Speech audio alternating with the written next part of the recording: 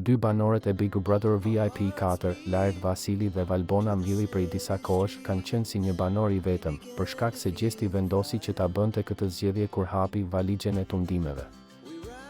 Ata u vendosën përballë një zgjedhje nga vëllai i madh, ku duhet të zgjidhnin nëse donin të vazhdonin lojën si një lojtar i vetëm, apo donin të vazhdonin vetëm gjithsecili, por me një disavantazh.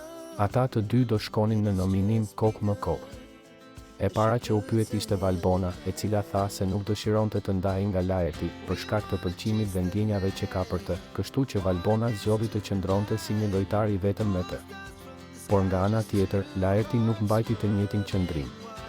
Ai zgjodhi që lojtarët të ndaheshin dhe të shkonin kokë më kokë në nominim me arsyen se Valbona ishte një lojtare e fortë dhe se ekzistonte mundësia që ai të largohej nga shtëpia më e famshme në Shqipëri. Valbonën e mërziti shumë ky veprim i Lajretit, pasi sonte pritet që njëri prej tyre të lërë përfundimisht shtëpinë e Big Brother VIP. Si çdo kush këtu, dhe unë jam futur vetëm brenda. E dija që Big Brother fitohet vetëm. Sa i përket sfidës, e pranova për të parë sa vlen lëkura ime. Valbonës i kërkoj shumë ndjes për çdo gjë që mund ta ketë lënduar, por siç e ka sqaruar në fillim, nuk mund të bëj më tepër. Nëse ka diçka, do vazhdoj jashtë. Në kronologjinë e 3 muajve, e kam falur Valbonën. Çiftërsia e saj keq kuptohet dhe akuzohet se ka luajtur me Gjibanin, apo rri shumë me Jozin. Këto gjëra nuk ja kam vënë re. 20 minuta më ka lënë në gjunjë përpara një shqiptarie, kur i kërkova darkën. Prap e fal.